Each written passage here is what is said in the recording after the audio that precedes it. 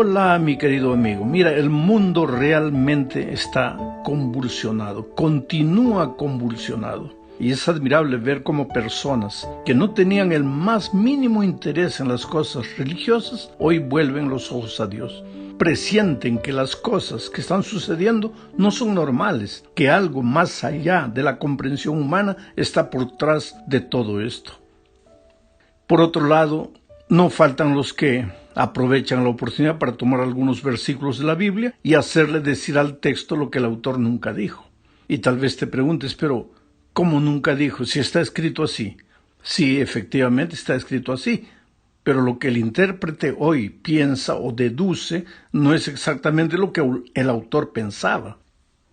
Por ejemplo, vamos a decir que yo salgo a la calle y veo que dos carros se chocan, entonces el conductor de uno sale, agarra al otro por la camisa, la corbata, le aprieta la corbata como queriendo ahorcarlo y le dice: sinvergüenza, te voy a matar. Ahí yo me impresiono con lo que veo, llego aquí y encuentro a mi hijo y le quiero contar dramáticamente lo que he visto. Le digo: mire, vi ahí en la calle dos conductores, uno de ellos agarró al otro, y yo, para hacer la historia más real, agarro a mi hijo por la corbata, la camisa, y le digo: mire, el otro le dijo así: sinvergüenza, te voy a matar. Y justo en ese momento que yo estoy diciendo sinvergüenza, te voy a matar, pasa alguien por la ventana y me ve y sale corriendo. Mire, el pastor Bullón enloqueció, está queriendo matar a su hijo, y nadie me ha contado, yo lo he visto, él lo agarró por la corbata, le dijo: sinvergüenza, te voy a matar. Bueno, esta historia te puede hacer reír un poco, pero sucede eso. Yo te pregunto,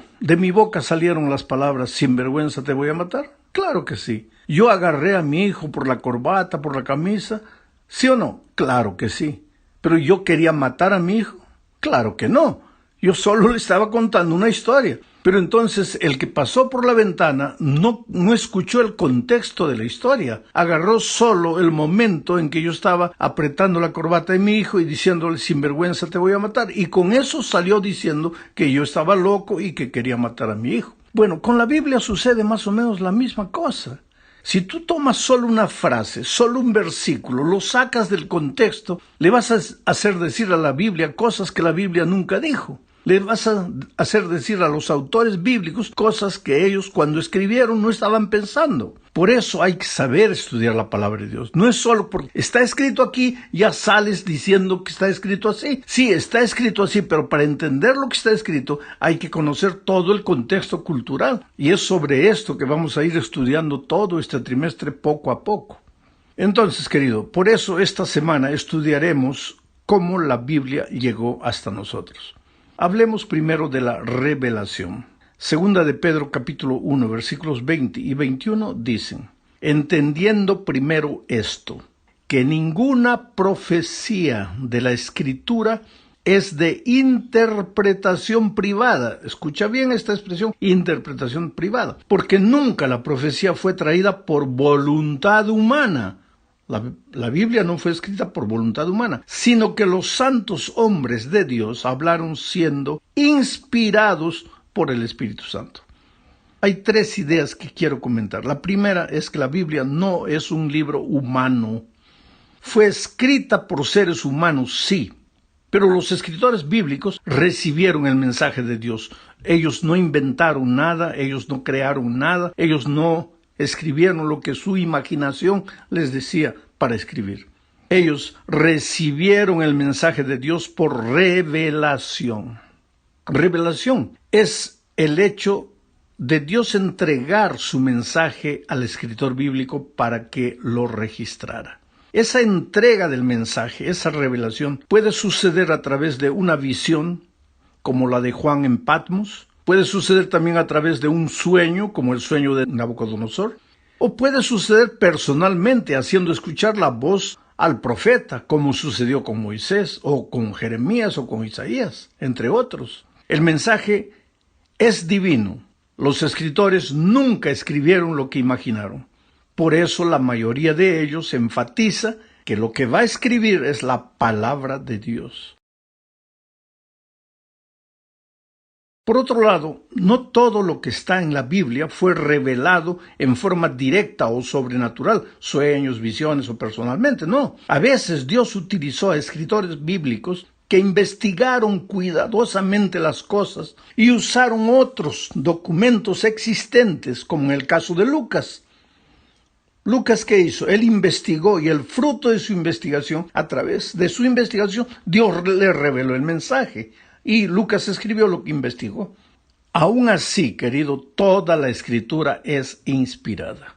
Ahora, siendo que la Biblia no fue escrita por iniciativa humana, tampoco puede ser de interpretación privada. Quiere decir, no se puede sacar conclusiones por el simple gusto de una persona.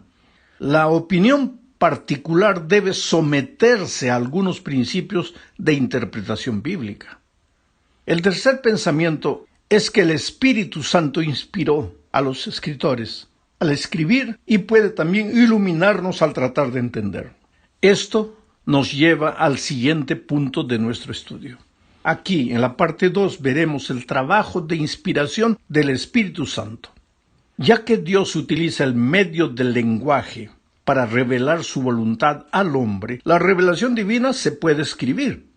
Pero el ser humano es apenas un ser humano. Y como todo ser humano, pues está sujeto a cometer errores, aún siendo el mensaje divino. El ser humano, sujeto a su humanidad, puede transmitirlo de manera equivocada.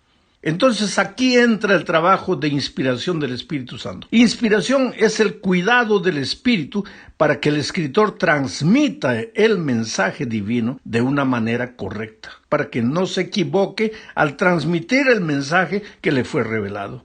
Usando palabras humanas, sí, pero sin cometer errores humanos. Esta es la razón por que se puede encontrar una unidad asombrosa en lo que dicen los diferentes 40 escritores bíblicos.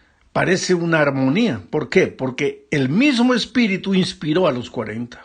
Ahora, segunda a Timoteo 3, 16 y 17 dicen: toda la Escritura es inspirada por Dios y útil para enseñar, para redarguir, para corregir, para instruir en justicia, a fin de que el hombre de Dios sea perfecto, enteramente preparado para toda buena obra. Yo quiero que pienses en esta expresión: toda la Escritura es divinamente inspirada, aunque no todas las partes sean igualmente inspiradoras. Por ejemplo, el incesto de Lot con sus hijas, ¿es inspirador? No. ¿El adulterio y asesinato que David cometió es inspirador? No. ¿Qué inspiración nos pueden traer esos incidentes grotescos? Nada. Y sin embargo, los escritores no escribieron todo eso porque ellos decidieron hacerlo, sino porque recibieron la orden divina para hacerlo. Toda la Escritura es inspirada. Pero ¿por qué los escritores registraron esos incidentes que no inspiran nada? Porque Dios quiere hablar al ser humano y mostrarle al ser humano que en la vida del hombre no todo es maravilloso, que en la Biblia y en el mundo y en la historia pasada no existieron solamente hombres buenos que anduvieron en los caminos de Dios, sino que también hubieron hombres que cometieron errores terribles, pero que se levantaron y continuaron la caminata con Cristo. Y esto nos trae inspiración, no lo que los hombres hicieron, sino la manera como ellos se levantaron a pesar de haber caído. Esto nos trae esperanza. Esto nos muestra que aunque nosotros fallamos, también hay oportunidad para levantarnos y continuar caminando con Cristo.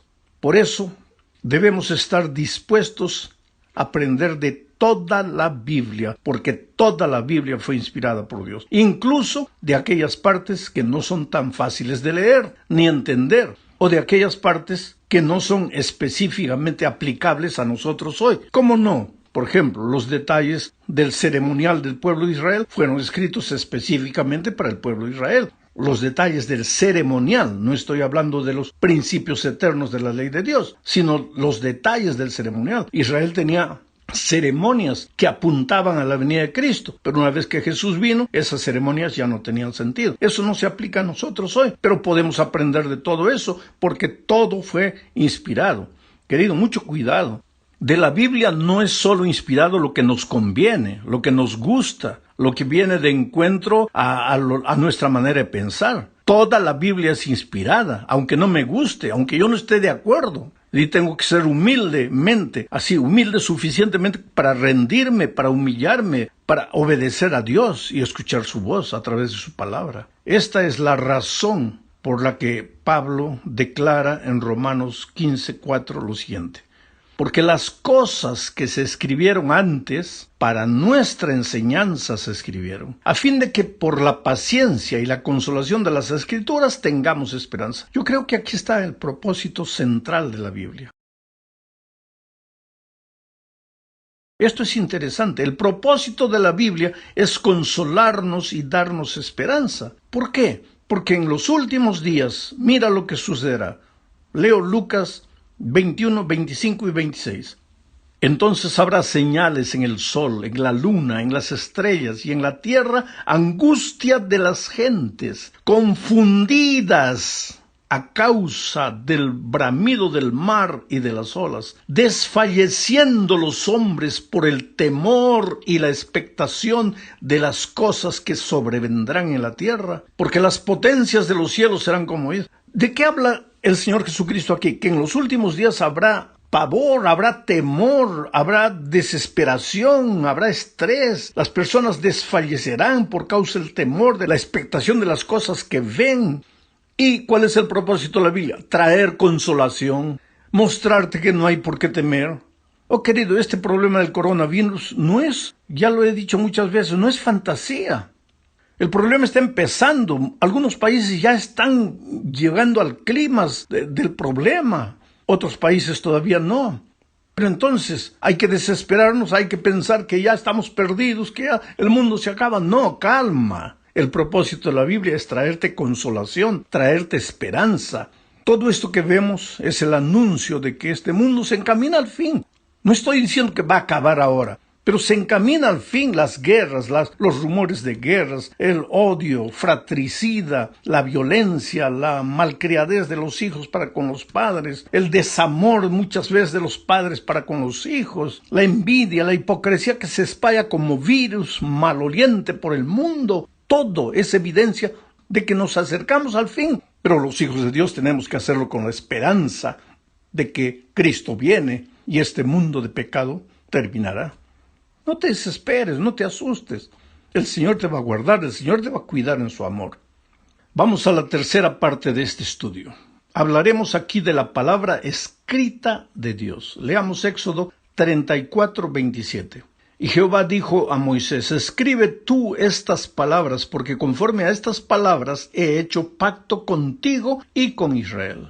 Ahora yo te hago una pregunta: ¿por qué sería que el Señor le pidió a Moisés que escribiera las palabras en vez de pedirle que recitara las palabras para el pueblo? La respuesta es obvia: para que no nos olvidemos. Porque la mente humana, querido, es frágil. Si tuviéramos que repetir las palabras de Dios de generación en generación, el mensaje ya se habría perdido en el polvo de los tiempos. Hoy día ya nadie sabría lo que Dios ha dicho en el pasado, pero lo que está escrito para siempre. El mensaje está a disposición de todo aquel que quiera leerlo. Especialmente en nuestros días, gente que no mostraba el mínimo interés en la palabra de Dios está volviendo sus ojos a la Biblia. Y hay que tener cuidado. En lugar de mostrarles a las personas un Dios asustador, un Dios castigador, un Dios catastrófico, hay que mostrarles un Dios de amor, que por amor está permitiendo que todo esto suceda para advertir al pueblo, para que las personas abran los ojos y vuelvan su corazón a Dios. En la cuarta parte de este estudio veremos el paralelismo que existe entre Cristo y la Biblia. Leamos Juan 1, 1 y 14. En el principio era el Verbo. Se está refiriendo a Cristo. Y el Verbo era con Dios. Y el Verbo era Dios. Este es Cristo. Y el versículo 14 dice: y aquel Verbo fue hecho carne y habitó entre nosotros, y vimos su gloria, gloria como la del unigénito del Padre, lleno de gracia y de verdad. ¿Cuál es el paralelismo que encontramos aquí? Mira, Jesús fue concebido sobrenaturalmente por el Espíritu Santo, pero nació de una mujer. La Sagrada Escritura también tuvo un origen sobrenatural, divino, pero fue escrito por seres humanos. Otro punto: Jesucristo se hizo hombre en el tiempo y en el espacio. Vivió durante un tiempo específico y en un lugar específico. Pero el hecho de haber sido corporalmente limitado a un tiempo y a un espacio no anula su divinidad. Ahora veamos con la Biblia. La Biblia también fue escrita en un momento específico y en una cultura determinada. Pero, al igual que Jesucristo, no está limitada la Biblia a un tiempo y a un lugar específico. Sirve para todas las personas de todo el mundo hoy. Para entender mejor lo que estoy diciendo, leamos Isaías 55, 10 y 11. Porque como desciende de los cielos la lluvia y la nieve, y no vuelve allá, sino que riega la tierra y la hace germinar y producir. Mira, aquí Isaías está tomando la figura de la naturaleza. Dice que cuando la lluvia cae, no vuelve al cielo. ¿Cómo? ¿La lluvia vuelve al cielo? Claro, se evapora de nuevo el agua y vuelve al cielo a formar otras nubes. Pero Isaías dice, así como la lluvia, la nieve, caen del cielo, y no vuelven al cielo, sino riegan primero la tierra, la hacen germinar y producir, y dan semilla al que siembra y pan al que come. Así será mi palabra que sale de mi boca. Mi palabra no volverá a mí vacía, sino que hará lo que yo quiero y será prosperada en aquello para que la envíe. Quiere decir, la palabra de Dios cuando sale de la boca de Dios, así como la lluvia cae del cielo y no regresa sin haber cumplido su misión, la palabra de Dios cuando sale de la boca de Dios no regresa sin haber cumplido su misión. Es interesante que la expresión palabra en este versículo que acabo de leer de Isaías es la palabra dabar en hebreo. En griego es la palabra logos, o sea, el logos, el verbo de Juan 1:1 que se hizo carne, es comparado con el dabar de Isaías que dice que cuando sale de la boca de Dios no regresa sin haber cumplido su misión. Ahora, querido, todo paralelismo es limitado. No se puede decir que Cristo es la Biblia. La Biblia contiene el mensaje de Cristo, pero no es Cristo. Pero cada vez que tú te levantas para predicar la palabra, estás predicando a Cristo, porque Cristo es el centro de la palabra, y ahí está el poder de la palabra de Dios.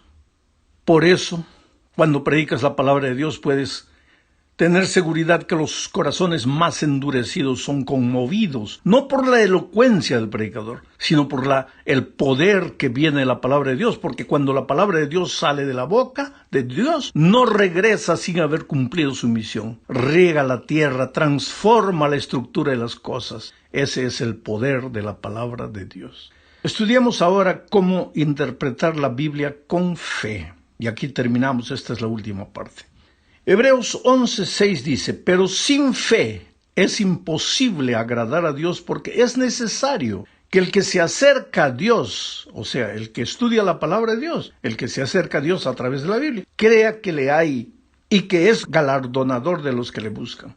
Para entender mejor todo esto, tengo que decir que los primeros 5 versículos de Hebreos 11 definen el concepto de fe y presentan 2 ejemplos de hombres de fe. El primero es Abel, que fue muerto por causa de su fe. Y el segundo es Enoc, que fue trasladado vivo al cielo por causa de su fe. En otras palabras, la fe no te garantiza que no tendrás momentos difíciles, como Abel, por ejemplo, que por causa de su fe murió. Pero la fe sí te garantiza que pase lo que pase, nunca estarás solo. Dios estará contigo en todo momento. El otro pensamiento es que la fe es dinámica. Te lleva a la acción obediente como Abel, aunque tengas que morir. Y te lleva también a caminar siempre con Dios como Enoc. Por eso hoy necesitamos andar con Dios. ¿Y cómo se anda con Dios? Estudiando la Biblia todos los días, viviendo en espíritu de oración y buscando otra persona para traerla a Jesucristo. Ahora, después de estos 5 versículos viene el versículo 6, donde el autor de la epístola a los Hebreos dice, pero sin fe es imposible agradar a Dios. Y añade que si deseas acercarte a Dios, necesitas creer. La fe, querido, es el ingrediente básico para entender la palabra de Dios. Si te acercas de la Biblia con escepticismo o solo para tratar de encontrar incoherencias a fin de criticarla, con toda seguridad no vas a entender nada y tu corazón se va a endurecer cada vez más y más. El propio Señor Jesucristo dijo en Mateo 13, 11 al 16 lo siguiente. porque a vosotros os es dado saber los misterios del reino de los cielos. ¿Quién vosotros? Los sinceros, los humildes, los que se acercan a la Biblia con fe. A ellos se les ha dado saber los misterios del reino de los cielos. Mas a ellos no les es dado. ¿A quién ellos? Porque dice, porque a vosotros los que tenéis fe, mas a ellos, ¿a quiénes? A los incrédulos, a los que se acercan a la Biblia para criticarla solamente, pero no con corazón sincero para aprender. A ellos no les es dado ¿qué? Los misterios del reino. Porque a cualquiera que tiene se le dará, y tendrá más, pero al que no tiene, aún lo que tiene le será quitado. Por eso les hablo por parábolas, dice Jesús, porque viendo no ven, y oyendo no oyen, ni entienden. ¿Te parece interesante esto? Hay gente que tú le hablas, no entiende. No escucha, sus oídos están sordos. Sigo leyendo, de manera que se cumple en ellos la profecía de Isaías que dijo, de oído oiréis y no entenderéis, y viendo veréis y no percibiréis. Yo te digo que en estos días mucha gente incrédula está volviendo los ojos a la Biblia, pero muchos incrédulos también se están más que nunca burlando de Dios. ¿Dónde está Dios? ¿Dónde están los religiosos? No dicen que Dios cuida, no dicen que Dios protege, y ahí está la cosa. Quiere decir, hay gente que viendo ve y oyendo oye, pero hay gente que no. Dice, porque el corazón de este pueblo se ha engrosado, se ha endurecido, y con los oídos oyen pesadamente y han cerrado sus ojos, para que no vean con los ojos y oigan con los oídos y con el corazón entiendan y se conviertan y yo los sane. Pero bienaventurados vuestros ojos porque ven, y vuestros oídos porque oyen. ¿A quién se refiere? A los que se acercan a Dios con fe.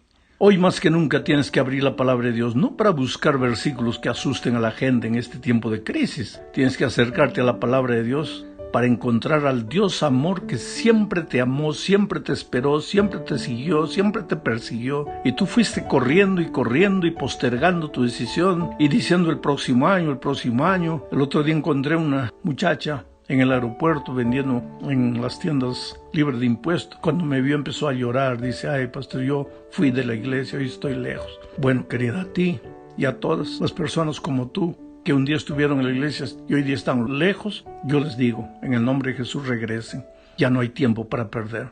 Nos estamos aproximando del día glorioso de la venida de Cristo. Un abrazo para todos.